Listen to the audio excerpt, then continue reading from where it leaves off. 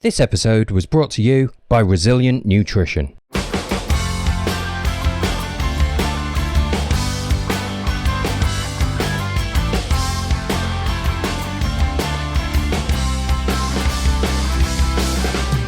Pals, greetings and welcome once again to an episode of Everything Endurance. Thank you for joining us. It is greatly appreciated.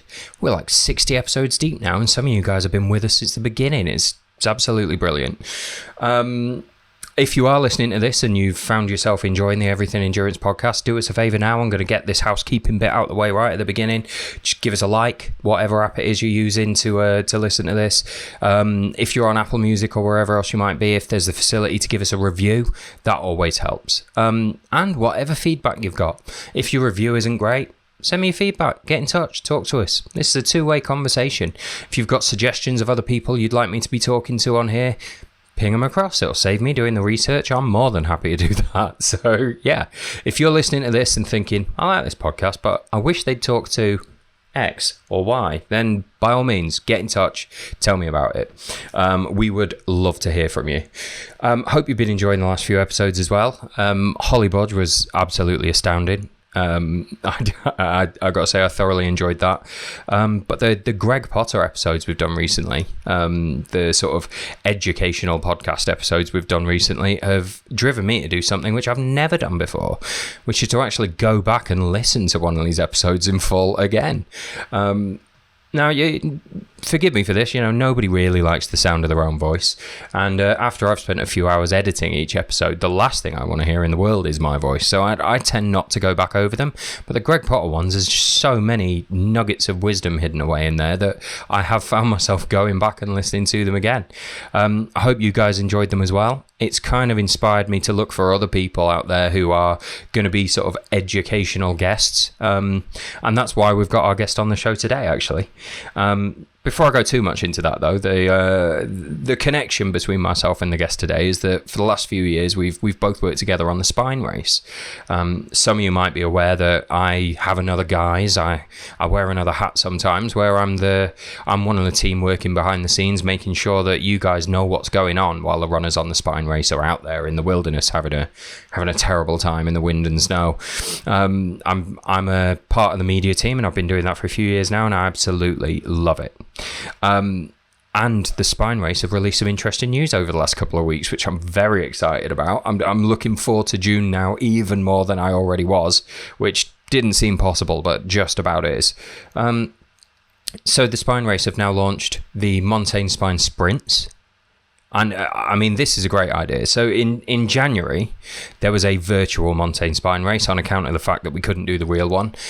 And I could not believe the response. I couldn't believe how many people signed up for that race, how many people wanted to get involved in their own front gardens and in their own towns and villages, wherever they are around the country. So many people took that challenge on. And it just... We realised that there is definitely a space, or well, the Spine team realised, I can't take credit for this, realised that there is definitely a space out there for an event that caters to those people that love the race and want to work up to doing something as monstrous as the 268-mile epic that is the Spine, but maybe aren't quite there yet. Now you can do the Spine Sprint.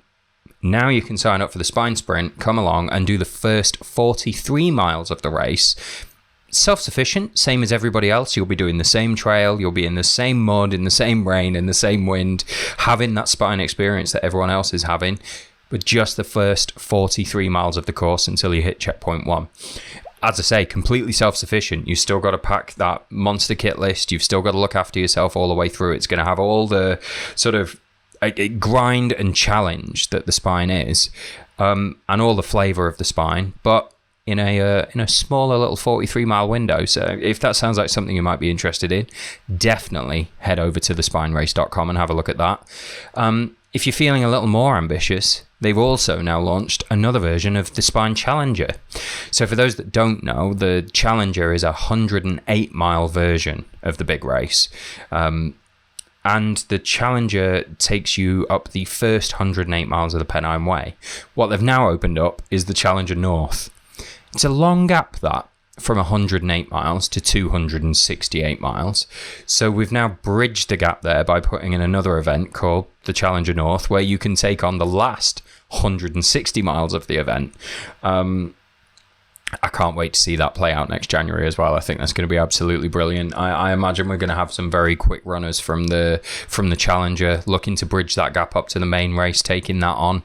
That should be really interesting. So again, if you're looking for a big challenge next January, also if you were thinking I'm going to enter the big spine race next January, I mean that's full. That is sold out a year in advance. So maybe go and have a look at the Challenger North, and maybe the year after you can do the full one. Who knows? But yeah, go and have a look at thespinerace.com. These new races are waiting for you right there, which is just brilliant. I suppose I should move on to our guest. I do this bit every time. I love it. I know you guys have already seen the name of the guest, but I'm going to do this bit anyway. The person we're going to be talking to today is the spine safety team manager. He's been a part of the spine race for 10 years now. He's been there right since the beginning. He was just a member of the safety teams at the beginning and has worked his way up to a point where he is now the spine safety team manager. And this year, for the first time, he's going to be stepping up to co-director of the event, which is just mega exciting. And he's a lovely guy. I can't wait to see him work in that position. He's going to absolutely thrive.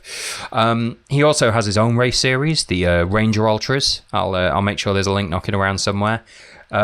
We touch on this in the podcast episode. Actually, there's the second ever ultra event I did was one of this guy's races, and a wonderful time I did have.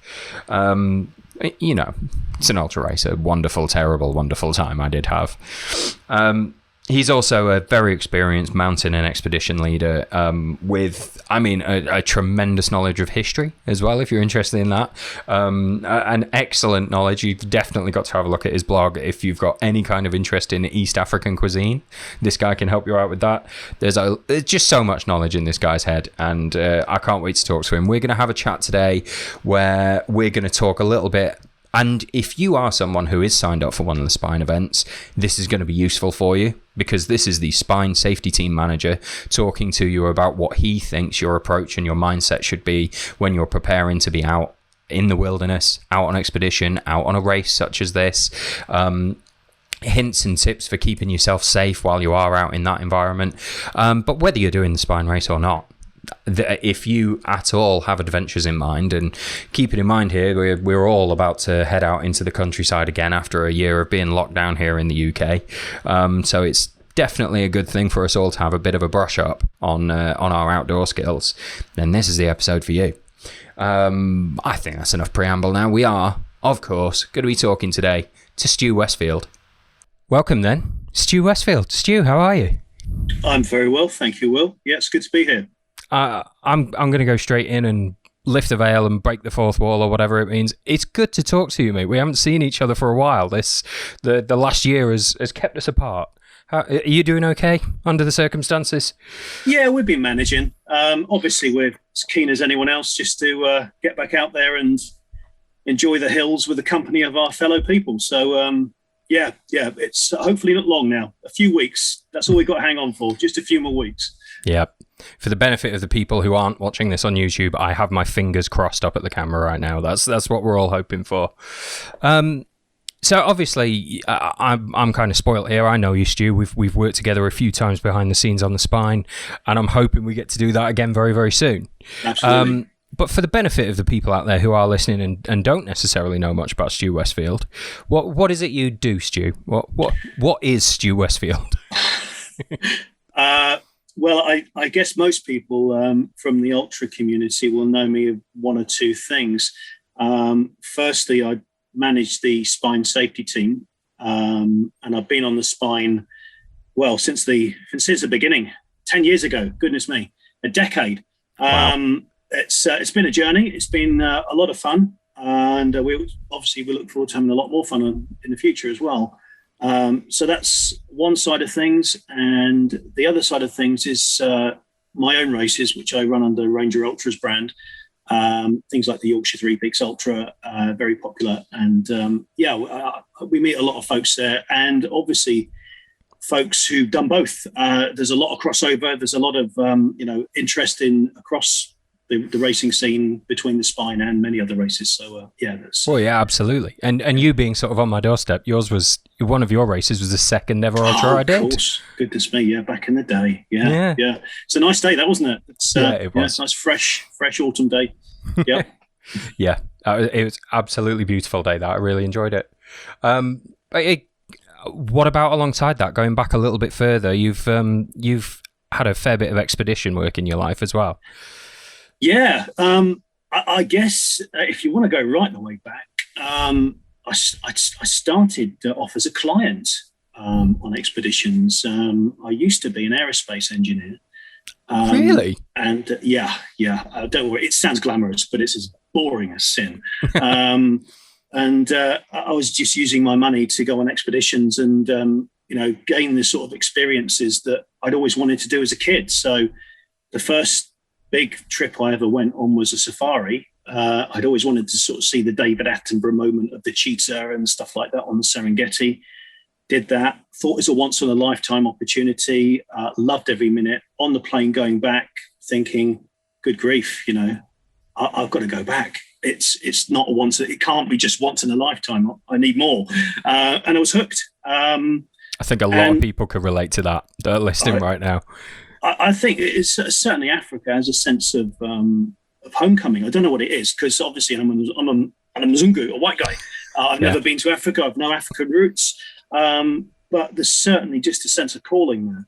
And it's magic. And it's cool. Drew me back, and I climbed Kilimanjaro, Mount Meru, did another safari, all these wonderful things that, being an engineer couldn't pay for. And I was on an expedition into the Rwenzori in Uganda. Wow. And it was an amazing trip. I mean, places like Big O Bog. It's every bit of what it says. It's a big and it's a bog. It was just bog trotting all day. I mean, you think the Pennine Way's bad. It's nothing. It's a Pennine Way's a walk in the park. Don't say that too loud. But I met a really great expedition leader. He's from your way in Sheffield, and I won't embarrass him by saying his name, but he'll know. His words were to me, Stu, you can either work like a dog to do an experience like this for 2-3 weeks a year, or you can get qualled up and be a trekking guide, be a leader. And at that moment, I thought, goodness me, sort of, do I really want to be treading the corporate ladder, feeding the pension, doing all those things that, regular folks are conditioned to do. I thought, no, I don't want that. I want to be out here. I want to be doing this. And I want to be doing what that guy does. And that's what started it. Long process short. Got my mountain leader qual. Did 6 expeditions with World Challenge, mostly all over Africa. Wow. It's been utterly wonderful. It's the best thing I ever did. We sold our house down south because there's not many mountains down there. No. 5 years ago, moved up to the Peak District and started organising, sort of things like guided challenge days and things like that. So just to, not so much just for the high end kind of things, but just as a really good value opportunity for regular folks to enjoy the hills in a safe context and an enjoyable context, and something that they can, at the end of the day, they can get that sort of feeling that I had right at the beginning when you go away from a really transformative experience and think, wow, I did something really amazing there. So kind of that's where it's led us, sort of many, many good things along the way, many good things. Absolutely. And the way you talk about it there sounds very familiar. Like one of the things that I get, that I really get out of working behind the scenes on events like we do is watching other people go through these experiences for the first time. Watch their eyes suddenly open up. And fantastic. I can absolutely see how you get hooked on that. I think it's a lot of leaders, that's their reward, if you like, the mental reward for the whole thing. It's not about you as a leader. It's about the people you're with. And I think that kind of focus really it's great to see that kind of transformation experience. Are there any? I know we've got a lot to talk about, but I'm not ready to move on quite yet. Okay. Are there any that stick out? What was there a moment on an expedition somewhere that just really sticks out in your mind? It's hard to say like what's the most beautiful thing you've ever seen or the most beautiful view you've ever seen, but what do you think the best expedition you've done is? Well, it's so difficult. I mean, I've seen. You're on the spot. I've been to now. So many great places. If I had to pick a place, it would be, or a country, it'd be Tanzania. I'd go back to Tanzania every time, drop of a hat, without question. But the best wildlife moment, I think, was in Kenya. And I was there going back to the running theme, I was there to run the Safaricom Marathon. It's now called the Lewa Conservancy. Yeah, Marathon. I know it. Yeah. And at the time, it was the only marathon run inside a game reserve, and the helicopters sort of invariably shoo away the lions at the start line and things like that. And while I was there, I saw a famous coalition of 4 cheetah brothers. It was the same coalition that Simon King went back to film a year or so later, and it was just utterly jaw-dropping. I mean, we think of cheetah as svelte kind of animals, but these were the biggest, baddest mothers of a cheetah you ever wanted. These 4 brothers were like, they were like leopards, they were just amazing. So to see them and then see that on the TV a year later was just absolute madness. Brilliant, really good. So, I mean, that's wildlife. Mountains, Kilimanjaro, of course, it has to be there. Hard to beat. Hard to beat. But Mount Meru, 30 kilometers away, is the overlooked sister of Kili. A wonderful, complete mountain experience, if you like. One of the best ridge walks in the world. To the summit, utterly astounding. You go along the ridge and you look down, and the son of Meru, the ash cone in the half exploded bigger crater, and you've walked through again a live game reserve at the bottom with buffalo and zebra and all sorts. An amazing wilderness experience. And I'll give you one more if you like, just while we're here. It's something that's sort of slightly more poignant, really, is with World Challenge. I did some work with some NGOs, and the expedition sort of leadership for school age youngsters often gets a bit slated for the kind of Africa savior kind of perception. But we did a expedition to Rwanda. It's a few years ago now. We were the first schools group to go back into Rwanda, and obviously the history speaks for itself. And one of the NGOs we worked for was an NGO called Avega, and their mission was to help the widows of the genocide in many African countries, and Rwanda's no exception. The gender roles are very defined, much like ours was in the 1950s, shall we say. And so widows over there without any social benefits do have a hard time. And so we went there, and in our very, very small way, we lugged stones around, we bucketed water from a remote water source so that the builders could make the mud bricks, and just really basic grunt work, basically. But it was the amazing transformation over the week that we were there. The impact was astonishing, and some of the feedback we got was amazing. Obviously, they were enormously grateful for the muscle work that went into it, but the local guys were saying, "Crikey, we didn't know Mzungus could work that hard." So we felt we a fairly good account of ourselves there, and it was certainly a really great cultural experience to be part of, in many good ways. Yeah, I mean, that must have been a wonderful experience. And I know it's difficult to separate Rwanda from its recent and horrible history, but I went there a few years ago myself, and it's an astonishingly wonderful place. Beautiful, isn't it? Absolutely beautiful. Yeah. Calling it 1,000 hills doesn't do it justice. There's a beautiful view around every corner. I love snaking around that country on the way into Kigali the first time I went in. It's stunning. So yeah, happy inspirational. Memories. Yeah. Well, we've I imagine we could wang on all night, and if we start getting into East African cuisine and stuff like that, because I've seen some of the stuff you post on Facebook, and I love the recipes that you put up there. Like, but I'm a bit scared of getting into that, because that's going to turn into an hour of just talking about that. And I imagine the people who are listening to this are listening out for something a little bit different. Well, if they want a recipe, it's on my blog. So if you're interested in, I would say, I mean, just briefly on that note, because I can't help myself, obviously we can't travel abroad. Goodness knows when we can again.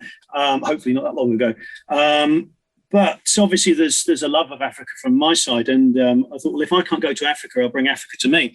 And so that's where the little culinary journey started, right at the beginning of lockdown. And I thought, well, okay, share it, put it in the blog. Because the thing that I found is that, I started off lockdown with sort of not feeling very fit, actually, and a bit of a fat boy.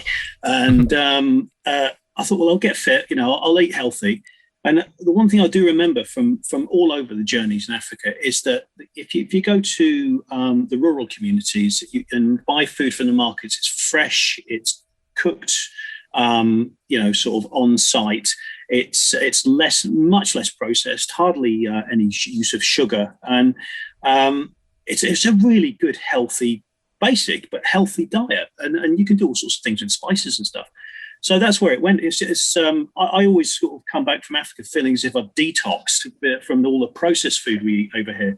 So that's kind of where it was there. But anyway, I've rambled on to that far longer than just one-liner, but there you go. Yeah, that's where it started. That's quite all right. And I'm going to make sure that there's a link to that blog in the description of this video as well, if only for me to go back and check out those recipes. Right. But as you said before, quite a lot of the people listening to this are likely to know you from your sort of from the ultra running world, and you are the head of the safety team on what's generally described as Britain's most brutal race, one of the toughest events out there in the world. Like I know how harsh the entrance criteria is, because I've seen the process that all the applications go through. So you are a couple of times a year overseeing a lot of people out there in the countryside doing this amazingly wonderful thing and trying to make sure that they can do it safely.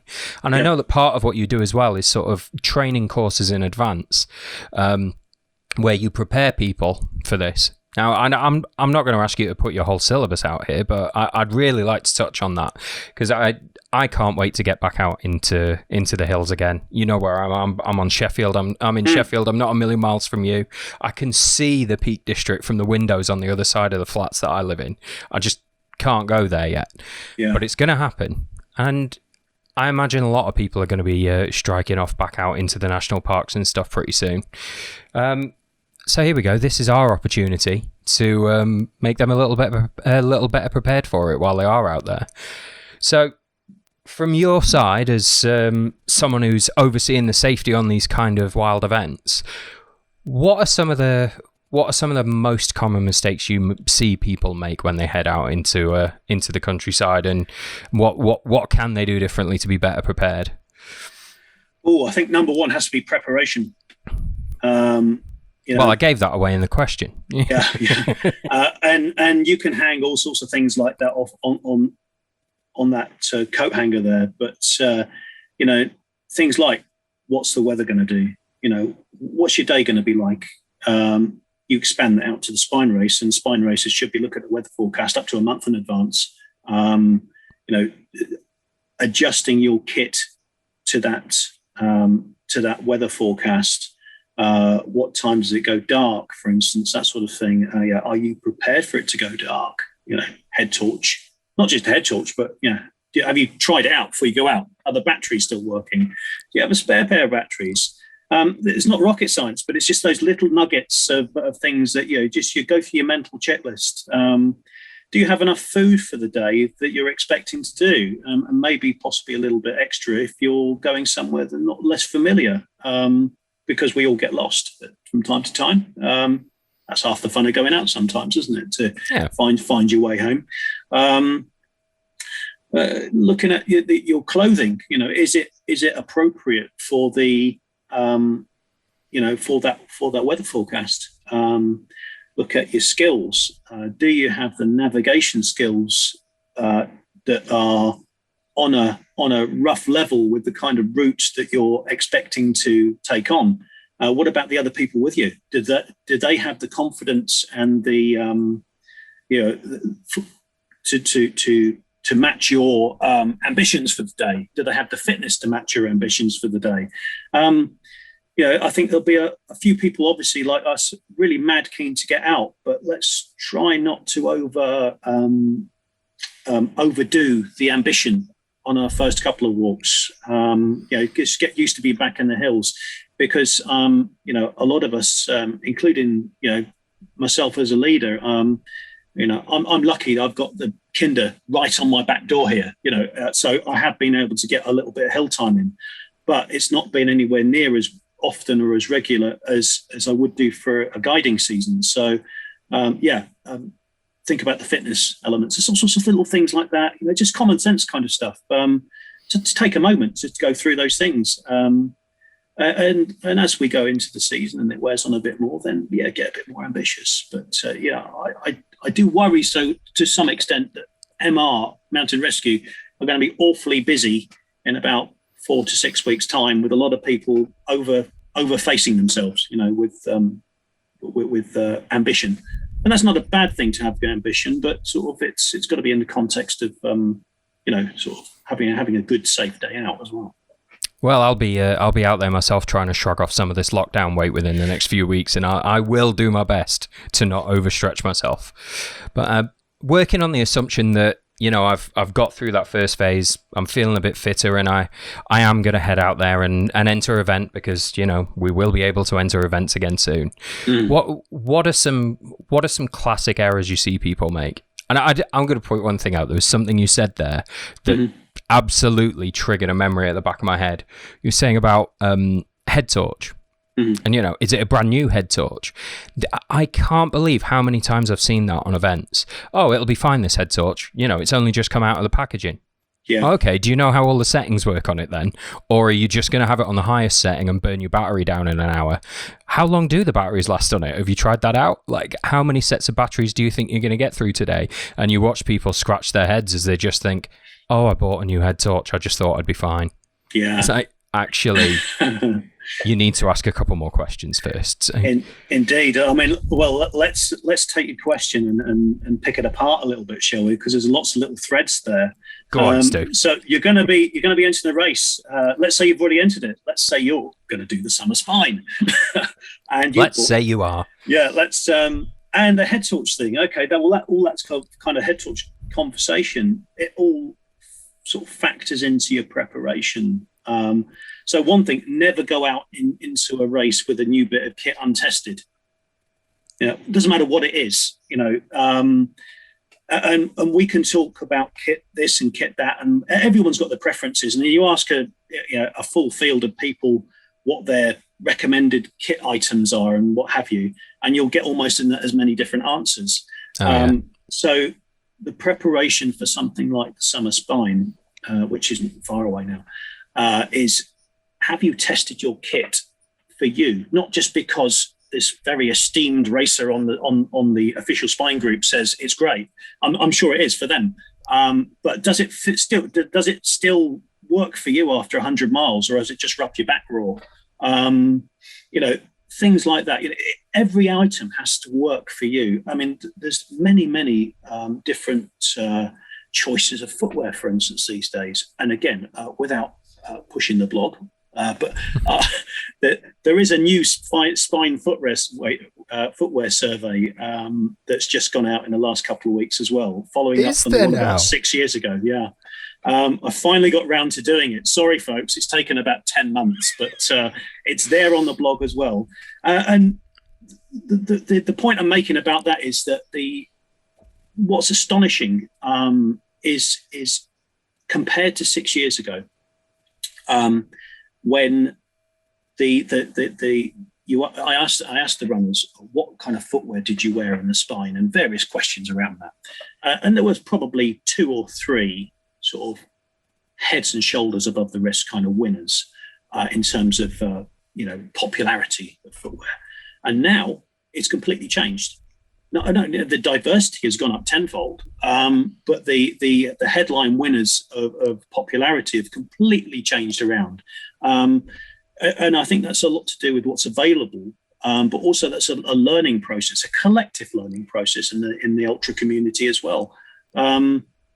So yeah, there's so many things to think about, but yeah, just the preparation. It's got to be the preparation that you've got to put the time into in advance. Otherwise, you get some nasty shocks during a race, and that's probably going to be, unpleasantly sort of difficult race, or even a DNF at the end of it, which is again not a great answer. But, okay. True. There's no such thing as one size fits all when Absolutely. You're going to be when you're going to be going out there covering 50, 100, 200 miles. You can't just put on an item of kit and think, well, Ian Keith said that this was a perfect jacket, so I'm going to wear that. Have you covered any miles in it, or is it going to be really tight under your arms for no reason that you ever predicted and end up chafing into you for that reason? You've got to know this in advance. Yeah, that's one thing we do emphasize quite strongly on the spine training days is this is not a one-size-fits-all day. This is about ideas and collaboration and discussion, and out of that, each individual should be able to draw some really good suggestions and thoughts to develop their own personal, hopefully race finishing strategy. But we did have we did a TW back in October, and it was very well received. And we did actually put out a feedback questionnaire on that. And there was one bit of feedback that was actually quite surprising, because in the context of the training weekend, we start off by saying, okay, the training weekend will not show you how to be a top-end athlete. It's not what the weekend's about. It's about developing strategies. It's about those hints and tips that you think, oh, goodness me, I'm really glad I knew that. The time-saving elements.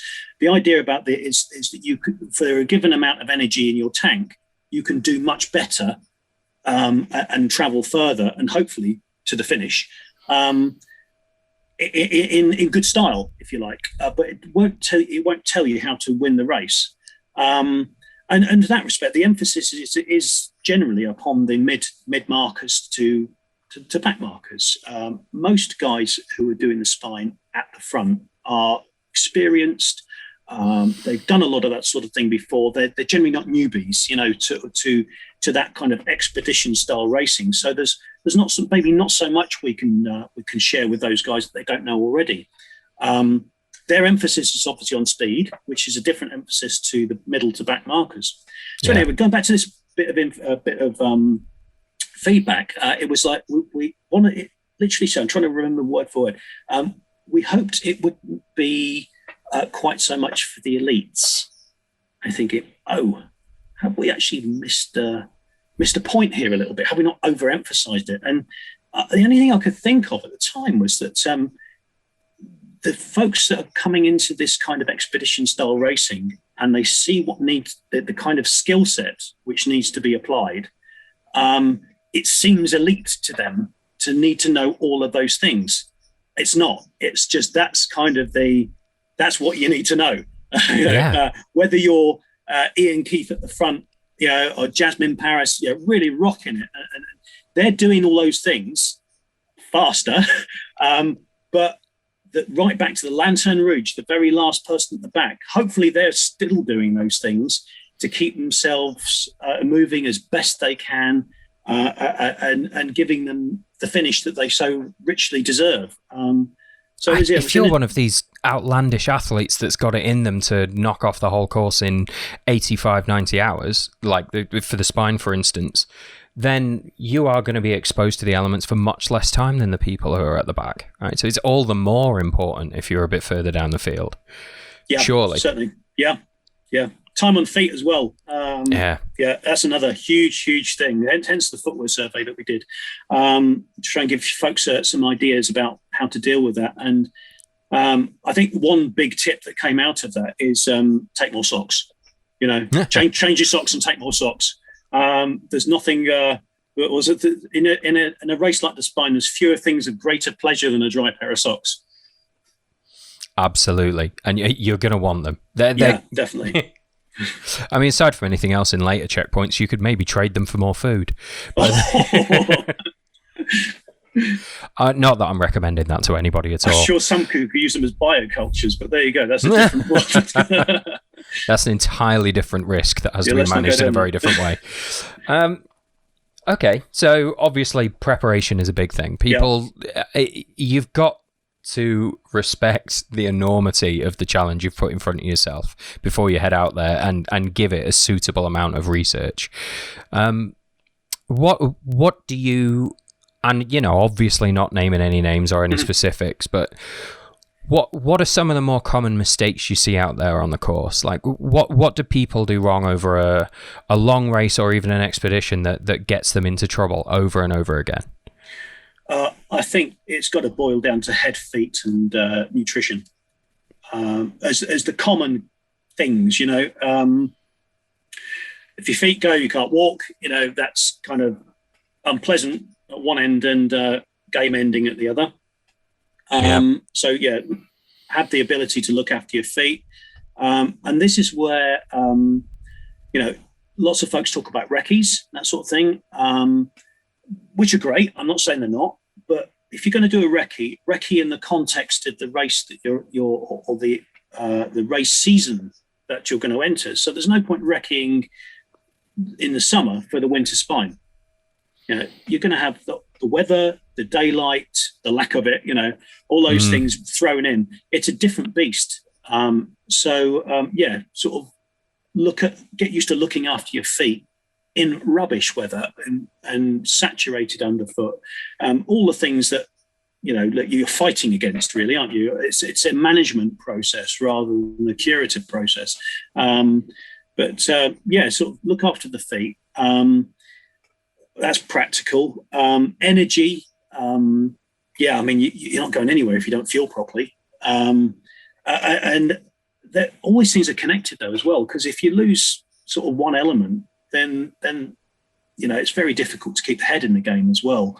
I think there's been a lot of people who've decided to withdraw from the race, at various points along the way, not because they were physically wrecked or particularly tired. Their head had gone. I think that, and again, that comes back to conditioning. In fact,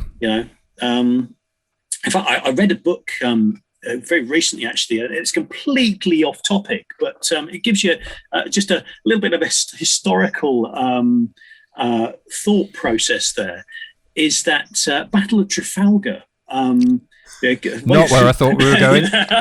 Go on. Wait for this one. So Napoleon's ships were holed up in the harbour, and he was thinking he was keeping his sailors nice and fresh for the battle for when it happened. And meanwhile, sailing up and down outside the harbour for several months were Nelson's fleet. You would think, being stuck on a ship of that era in the that time would be pretty unpleasant for that amount of time.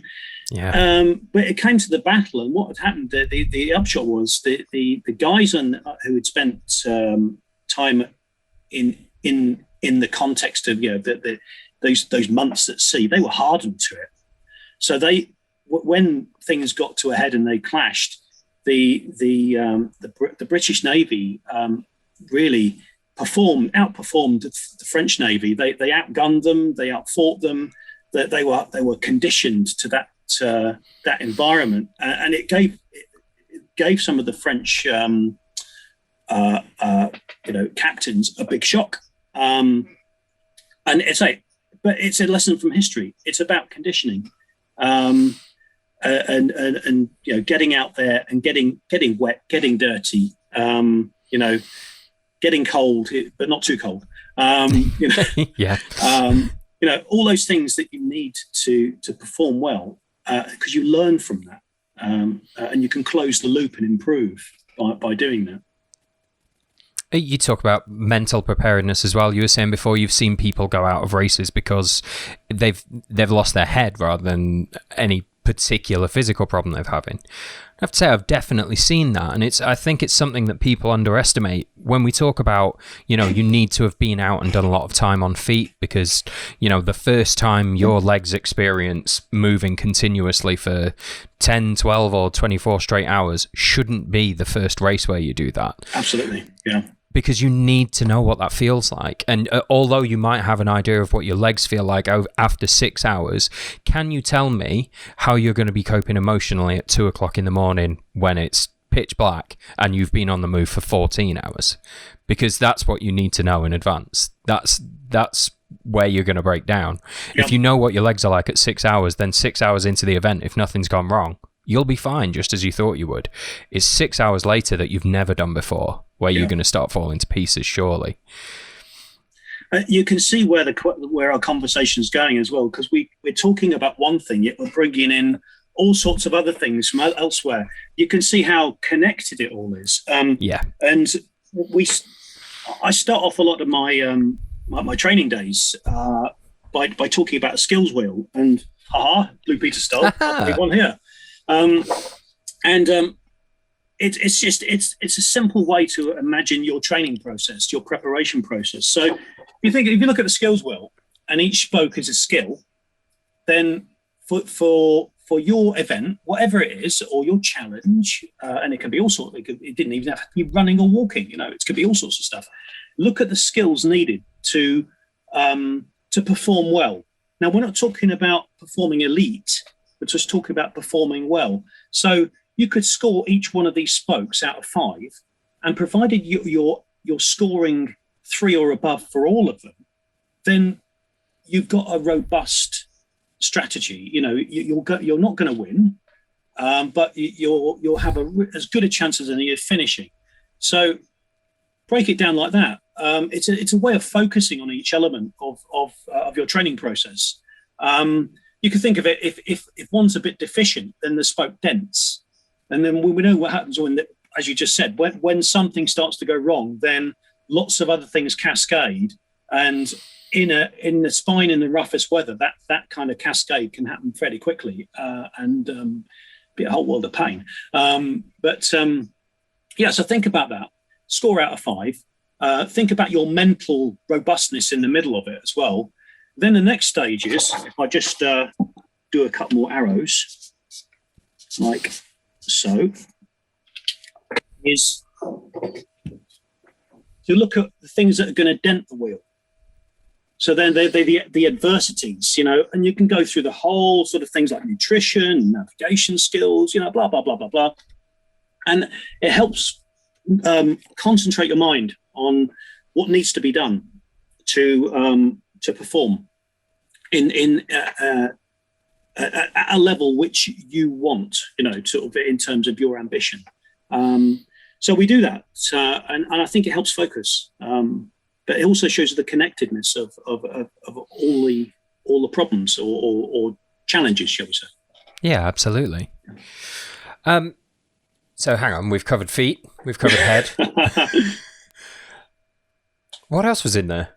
We had a sort of energy, but it's yes, we talked about food. Yeah. One part of the wheel.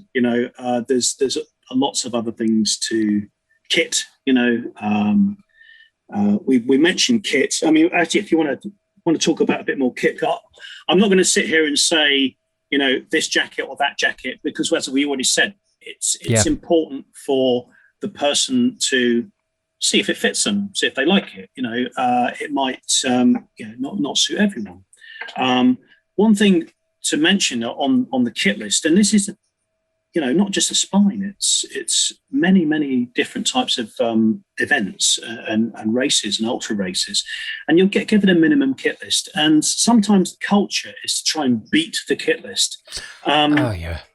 Which is, as an organizer, it's extraordinarily frustrating, because most of the time that kit list is put there not to try and trick people up or slow them down, and when somebody's swinging along sort of like and going a billion miles an hour and the sun's out and everything's great, they might think, okay, why am I carrying all this stuff? But it's not for that. It's not for that eventuality. It's for when it all hits the fan and things are going badly wrong. And and I think the spine kit list has had an awful lot of thought put into it and it's developed over the years as well. And I would say, when you look at the kit list, is to consider it as a minimum. That's what's going to hopefully keep you alive if things go badly wrong. And it has done. It has kept people alive in very difficult circumstances. And we have speakers in the training weekends who openly discussed their experiences, and they said the outcome is that every single bit on that kit list got used. So for something like the winter spine, that's consider it a minimum, and then adjust over and above that. Adjust your use of and selection of the for instance, the jacket that might that it covers the standard versus, hang on a minute, now we've got a real bad weather sequence coming along, and you probably will get one at some point during the spine race. We always do. Time to get the big jacket out, so it's having that extra above as well.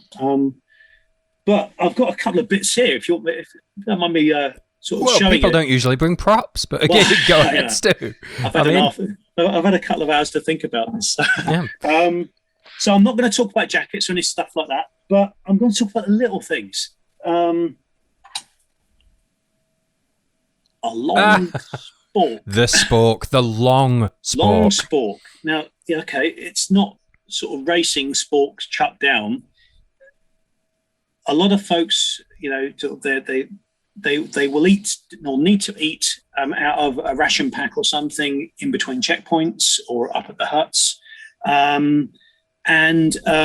Short sporks, they're great, they're fine, there's nothing wrong with them. But if you've had 2 or 3 days worth of mud and crud from the Pennine Way all over your hands, and you might have had to toilet outside as well. Now, imagining what's on the fingers there, and then you stick that short spork into us. But instead, why not have a long spork? Then your fingers don't touch the food. So exactly. Just little things, Could be race ending, but that could save it. What else? A fire steel. Yes, there we go. That still works in the wet. Your matches might be completely sort of soaked, but one of these is, you'll get, 10,000 strikes or something like that. So weighs nothing. What, $5, $10, something like that.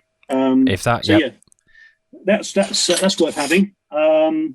If you're a contact lens wearer, plenty of spares.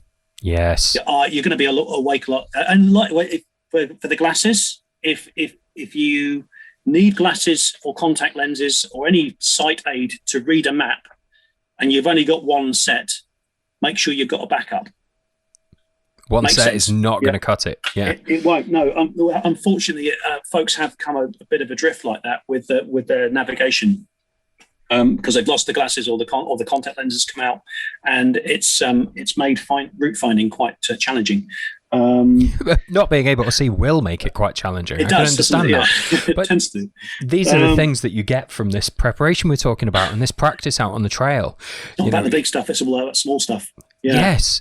And the little things can absolutely end your race or your expedition or whatever you're on. It's Brett, the head of Exile Medics, we were talking to him at one point, and you reminded me by talking about that long spork, that if you're only going to use a short spork or you're going to eat with your fingers, you'll only have yourself to blame if you shit yourself out of the event that you're on.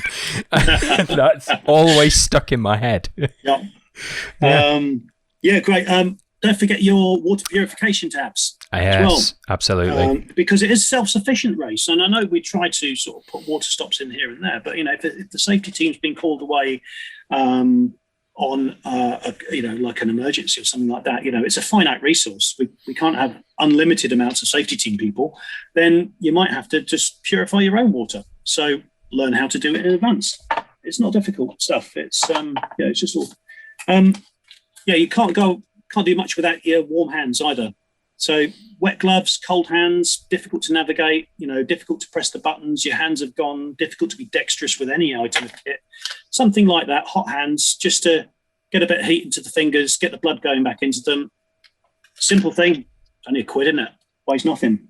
And that's got to be priceless. I carry them around when I'm doing photography on the Arctic race that we do. For that very reason. It's, with the best gloves in the world, if you're out there for a long time, your hands are going to get cold, and operating fiddly little things like cameras in my case, or a GPS device if you happen to be on a very long race or expedition. Yeah. It's all well and good that you've got your GPS to fall back on when the weather's bad, but how are you going to use it when you've got claw hands? So little things like that absolutely save you. Definitely. What else have we got? Oh, not many. I've been using these a lot this year. It's got a bit Catula microspikes. Fabulous for when you've got a couple of inches of snow on the ground, and maybe it's refrozen as well, and maybe got trodden down, so it's a bit skiddy. Really, really good. I've had a couple of bimbles over Kinder. We've had the snow up here, and it's been good fun. And to be honest with you, I've not used them too much in the past, so I will get them out and have a proper good go with them this season. And I've been amazed at how little they affect my pace going over Kinder. So northerly from here, my walking circuit for Kinder's on a good day about 3.5 hours, something like that, at a brisk walk, shall we say. With microspikes, unaffected. Just the same, 3.5 hours. I wouldn't say quicker than that, but it's great. Really, really impressed with just the ability. You can imagine without them, I've seen people sliding around, even with good chunky grip boots, but it's compressed and it's all slidey. But these things grip like anything. So well impressed with those. But yet again, another thing that you shouldn't be putting on for the first time you need them in anger. I have watched somebody walk away from a checkpoint in the Arctic wearing that set of spikes upside down. Oops. And then 10 kilometers later wonder why their feet are in tatters. Yeah. I mean, they're not for... I wouldn't say they're particularly good for that verglass kind of frosty ice, thick sort of hard black ice, or that morning frost kind of situation. You definitely want the ones with the coils in. I can't remember, or that's on the kit list. I can't remember, There's the others on the kit. Those are a bit overkill for that, but Well, I spoke to Chris, who listeners to earlier episodes of the podcast will remember was the guy who does have hair that used to sit next to me when we did these podcasts together. We do still talk, and I was chatting to him about some questions. And the first thing he asked me about, which, we've kind of touched on, was hypothermia. And again, I'm aware here that I'm probably going into a subject that we could go on about for a whole hour on its own. But for the benefit of people who are heading out onto these kind of events, what can they do to try and reduce the risks? When are they most at risk? And what can you do? If you do find yourself exhibiting the first signs, what should you be doing? I think we could sum it all up by saying situational awareness. And that's situational awareness before you even set foot on the hill. So we've already said, check the weather forecast. Yeah. Make sure your clothing is appropriate for the conditions that may present themselves on the day. Make sure you've got enough fluid and food to keep you energized. So, look at the weather. It's a function of low temperature or reducing temperature and sort of saturation in terms of precipitation in the air. It could also be due to saturation inside your clothing as well. So if you've got nice and hot and sticky and wet, and then you go up higher and the temperature's lower, or the temperature drops during the day, water is the enemy from that point of view, either from the outside or the inside. So appropriate clothing is absolutely key. Getting wet per se is not a problem. It's a case of it's maintaining heat at the same time. So, for instance, if we look in a racing context, the guys at the front, they're generating a lot of heat, and so they don't need to wear as much, and they can get away with a bit more because they're traveling quicker.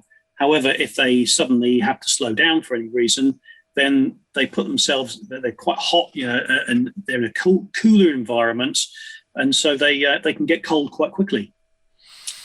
Folks at the back, right at the back, their danger may be the other way around, is that they're not traveling quick enough to generate heat. And so they have to be, it's all a case of it's about the fueling, it's about the clothing, and it's about awareness of what the weather's doing as well, and dressing appropriately. I would say, going on to one of your points in there as well, is that there was one summer spine where we had more incidences of hypothermia than we did in the winter spine.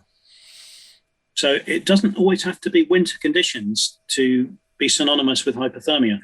Again, it's all about the appropriateness of the clothing for the conditions. So the summer spiners in that year, several of them went out very light, very thin layers, and we had a pretty awful couple of days of torrential rain, and that was enough to pull their core temperature down, and they got very cold, and they couldn't get dry on the course because they didn't have enough. They put all their layers on, and of course, it was we had to take a couple of them off the hill at one point.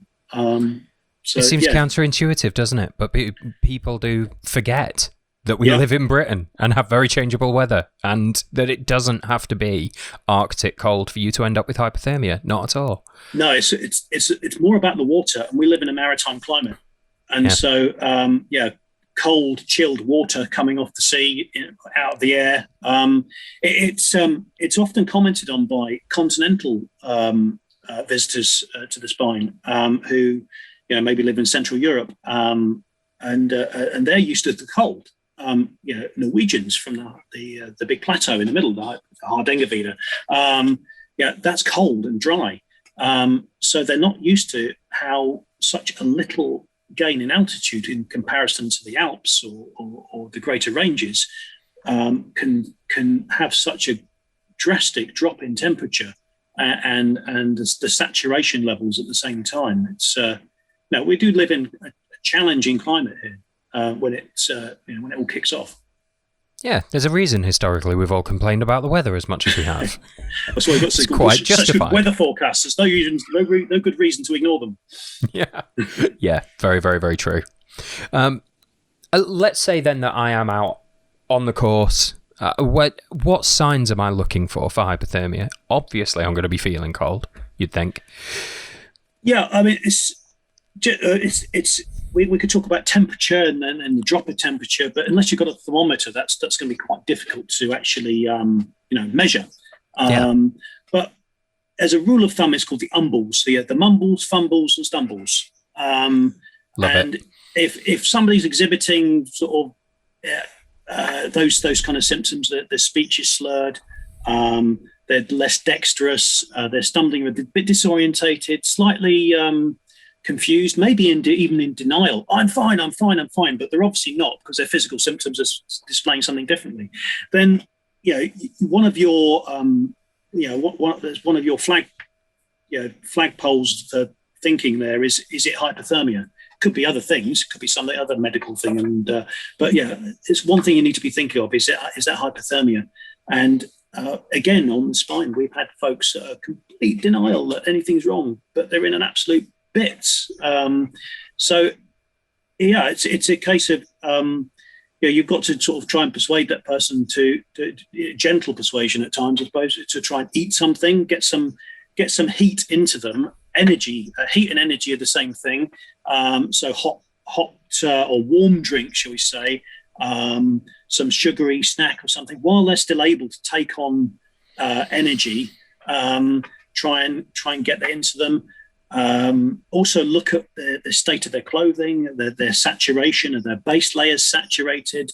And if that's the case, then try and seek some shelter. And if they have a change of clothing, try and get that change without them actually getting even more cold. You're fighting against the environment and circumstances. Certainly seek help. If there's a concern, say on the spine race, and the person is still mobile, walking as immobile, then certainly stay with them and give us a call on the HQ line and just flag up the concern. Because the last thing we want is people stumbling around on the moors in that kind of state. Nobody's going to be penalised for Good Samaritan acts like that. And that's kind of the start of the process of hypothermia. You can start to recognise it if you're a bit more self-aware and experienced in the hills. You can possibly start to sort of recognise it in yourself at times, but then not always as well. The hallucinations and things like that. It's a slippery path. If you find someone immobile on the ground and disorientated and all those sort of things, best thing you can do is try to get them covered up and use your bivy bag or whatever if they are able to sort of insert some warmth below them so they're not bleeding heat into the ground. But you've got to also do we're starting to get into a first aid course here, and you've got to check that they've not hurt themselves in other ways, that you could be damaging them in other ways by moving them. But certainly try and wrap them up and get warmth around them. And press the SOS button, but at the same time, try and get mobile comms to the HQ as well, because SOS will just tell us somebody's in trouble. It won't tell us what the mechanism of the trouble is. So, I mean, it's a big topic, but that's kind of in a nutshell. And I think if anyone's concerned or interested to learn more, a outdoor first aid course would be ideal. In fact, really everyone should do one, because you don't know who you're going to meet up on the hill and what kind of situations you might find yourself. Hopefully, you'll get by with nothing too serious. But when it does sort of very, very rarely come across someone with a problem, at least you're a bit more aware and have something in mind what to do. Yeah, absolutely.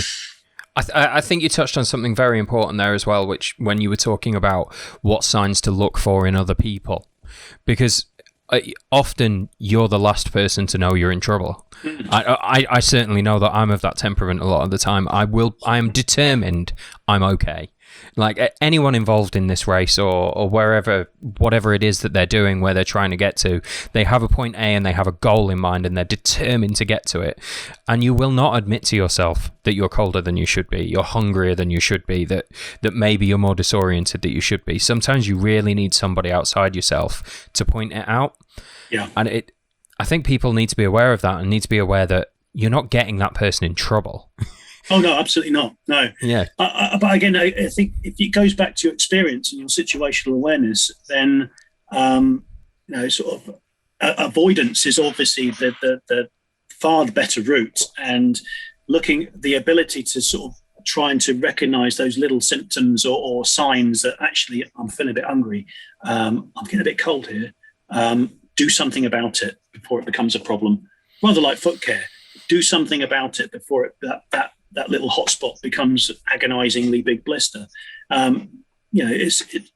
simple rules of thumb. We don't talk about anything sort of secret knowledge here, but just good hillcraft to look after yourself first. And it's a great tradition we have in this country of sort of being able to look after ourselves in that respect.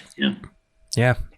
But I was just thinking as well, mindset is a part of it, isn't it? Because I've seen so much of this sort of cavalier attitude that you somehow haven't achieved as much unless you've done it with the least possible kit and the scantest amount of kit, that you need to somehow have suffered more in order to make your achievement more meaningful at the end of it. But I've never seen that attitude result in much more than people having a DNF when they really didn't want to.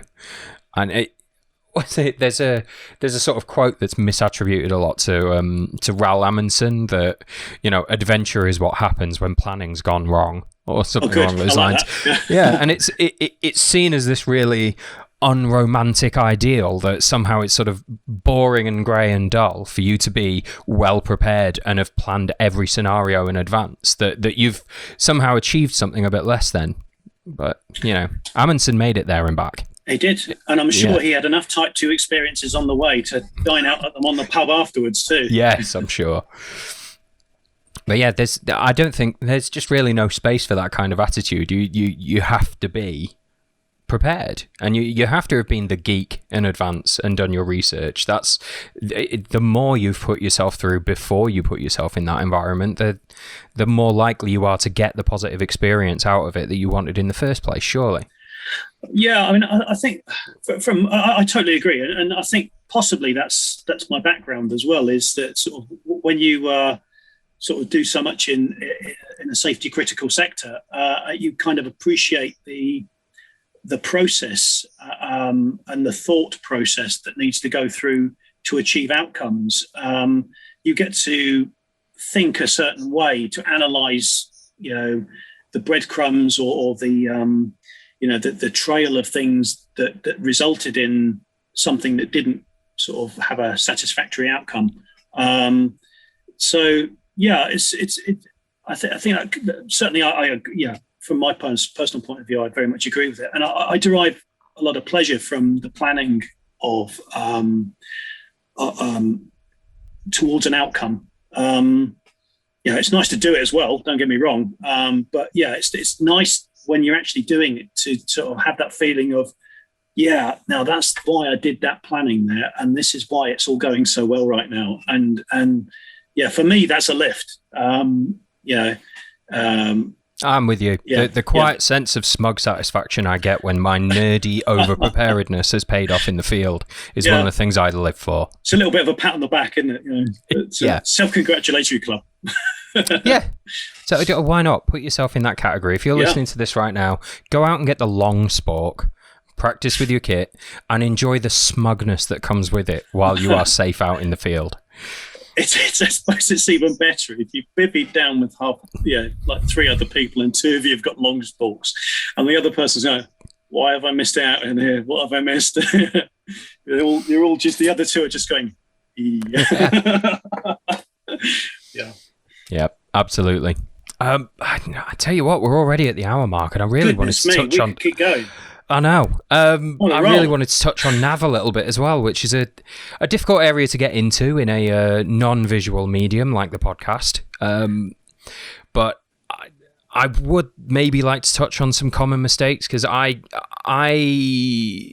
got some basic map reading skills on account of being brought up by a father who insisted that I was in the Boy Scouts, and that's when I did my first experiences out in the hill and learnt how a compass works and vaguely how to use an ordnance survey map. But I think people seem to have less of those skills these days, and I think there's probably an attitude that, do you need those skills in the GPS age? I'd love to hear your opinions on this. Okay. Well, certainly you can do the spine with a GPS, and there's nothing wrong with it. I mean, in the past, folks maybe have said, "Oh, the spine, they're a bit sniffy about GPS." Certainly not by far. The clock's always ticking. You don't always have time or the energy or the residual brain capacity when 150 miles in to work out a navigation problem. And that's the time when you think, stuff it, just switch the GPS on and get a fix. I'm going to spend 20 minutes walking around in circles, or I could just, within 2 minutes, power up and get exactly where I am. Great, I've saved myself 18 minutes. So certainly, by all means, use your GPS, use it as a get out of jail card. Folks have used it all the way up the course, and there's nothing wrong with that either. It's totally within the rules, and that's fine. But what I would say is that if the Pennine Way itself, okay, it's a national trail, it's in places very, very well defined. You don't need to navigate, you just follow the signs. So I'm not going to sit here and pretend that the Pennine Way is some inordinate amount of difficult navigation challenge. It does get more difficult when it's dark, when you're tired, when your brain's a bit fuddled, you haven't got a finger post to rely upon, and the weather's coming in. Sure, it's more difficult. And in that respect, if you have got basic navigation skills, you can orientate a map, you can walk on a bearing, and you've got a sense of pace. I'm not talking about pacing out every 100 meters for 10 kilometers or something like that, but you can relate the map to the environment you're in. Even on a micro scale where you're walking along in the dark, there are still clues to be had. So if you can orientate the map and relate the real world to the map and make progress like that, you'll find that most of the time your head is up. And for me, as a sort of a lover of the outdoors, I want to be looking around and getting my scenery, and so heads up navigation with a map and those basic orientation skills give me everything I need most of the time. And sure, there's times when we all should have switched the GPS on if we had it, or took a moment longer to consider, or wish we were less tired when we made that navigation mistake. But making mistakes is part of the fun as well, because it's how you learn. Which would I rather be? Certainly, I think I'd rather be looking at the map as a primary navigation tool and getting up, head up and looking around, rather than having 20 hours of screen time all day. Put it like that. To me, it makes sense. But, each their own. What I would say is, though, that if folks are very much reliant on the GPS, is I have to ask the question, what is your fail-safe? What's your backup? Electronics, it will get wet and it will break. So what is your backup going to be? Might be another GPS. That's fine too. But, or get yourself on a nav course and enjoy it. Yeah, well, we'll make sure we post some links in the descriptions. One of the very few times I've actually been out and using, it was an old eTrex device, a long time ago. Couldn't get it to turn on. Absolutely, it had been raining. I was cold. I was annoyed. I was annoyed because I was somewhere where I felt like I should have known the way anyway. But haven't used this thing much before. Let's use that. Wouldn't turn on, opened the battery cover, lost a battery in mud immediately. Oops. With no backup. Just pinged straight out of the back into the mud. You cannot rely on electronic technology while you're out in the wild entirely. You've got to at least have a backup, even if you are considering that to be your primary navigation tool. That wasn't even a question. I'm eulogizing here. That's fine. I'm agreeing. Good. I'm glad to hear it. Yeah, brilliant. Well, look, Stu, I think I am going to start wrapping things up in here, because I sense that we could talk for a lot longer, which I look forward to doing in person. We could have a part 2 at some point, maybe. Well, great. yeah. I was about to try and tie you to that. I might have to bring you back in. We'll plan some specifics to talk about and get you back on the show, Stu, because it's been really interesting to talk to you again. It's been a wonderful evening, and it's been great to catch up. Great to see you again. Do it in person. You too. Over a beer next time. Yes, absolutely, mate. Absolutely. But yeah, you enjoy the rest of your evening, Stu. Cheers, buddy.